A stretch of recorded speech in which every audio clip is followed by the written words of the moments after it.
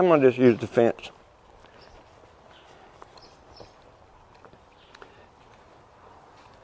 I'll check my saddle, make sure it's tight enough.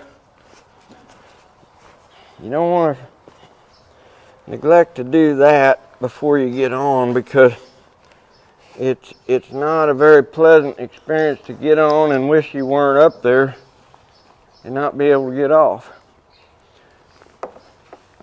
So I'm just going to crawl up here and sit down. Now, this is another tool. You know, it might not be a necessity for you to get up to get on them, but it's a tool to let you know if they're ready or not to get on. Okay, if your horse won't come around and line up here so you can get on when you crawl up on the fence, he's probably not ready for you to get on just yet, or you haven't taught him how to do it, one of the two. And there's plenty of resources on this page to learn how to teach your horse how to do this. Now he's too close, so I'm going to move him over just a little bit. Now he left, so I'll bring him back. Is the things that you're doing right here, Dennis, is these are the same exercises that you do on your simple groundwork, but you're using them for this particular task? Yeah, I don't vary. I mean, So could you tell us what exercise that you're actually using? Well, I'm using side passing to me, side passing away. See, there's an attitude showing up here. When he's coming up and getting in position, he's not coming up and getting in position with a good attitude. He's coming up here and throwing himself up on me. So he's telling me, if you get on, I'm going to throw myself around and not let you have a very good ride. So I'm going to deal with the attitude here. That's a really good point. That it would be easy to miss because you're so excited that the horse has come close to you. Yeah. But he was pushing on me, and his attitude is just less than stellar. Now he don't want to get over here because I scolded him for pushing on me. So he's like a little kid that just got caught with his hand in the cookie jar and he got scolded for it. I guess that still happens. I don't know.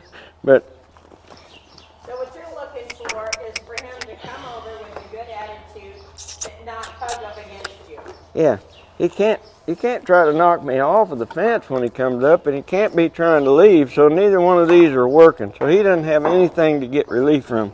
Now he went over there to hide out. Now let's see. Oh, now we've got something working here. Now that, you see, his attitude isn't quite there yet, but he found a little crack where he might be saying, okay, I'm ready. Now he's not where I want him to be yet, but his attitude is better. So I'm going to stop right here and let him have a minute. See his head coming down?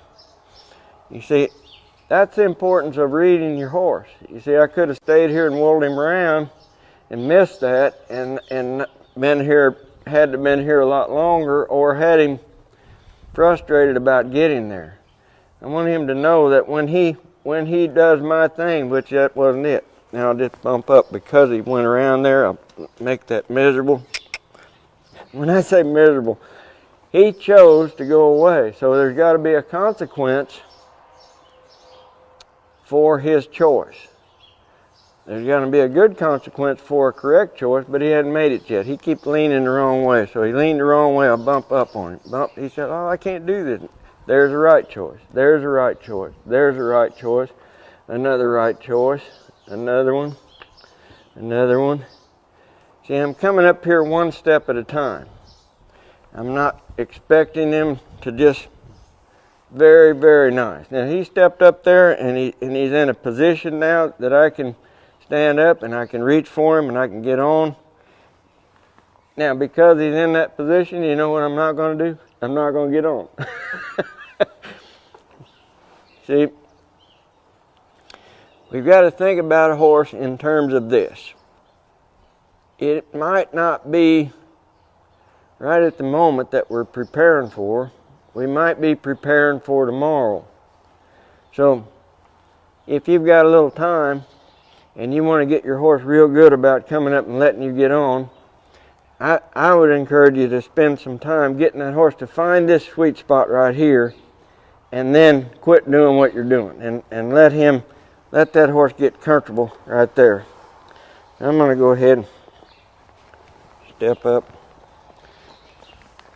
get on. Now when I get on, I'm in no hurry to leave. He took a step there that I didn't tell him to take. He took another one I didn't tell him to take, so I'm going to wait right here. Oh, he said, I think I'll come back over here where the good spot was. He's trying to back out of there now. See that?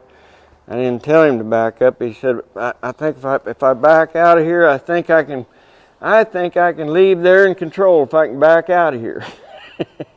That's what the horse was thinking.